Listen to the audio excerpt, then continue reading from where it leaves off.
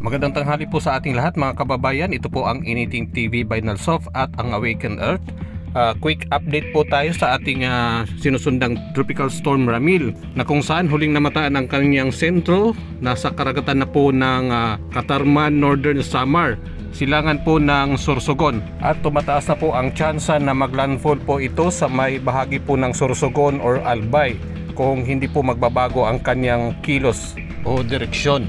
Kataas na rin po ang heavy rainfall warning sa mga lugar po ng Samar, Bicol Region, Quezon, Aurora at Isabela. Ibig sabihin sa susunod pong 3 oras ay malalakas po ang mga pagulan.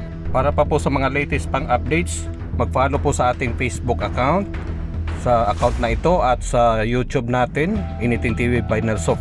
Pakishare na rin po sa ating mga kababayan na apektado po ng bagyo.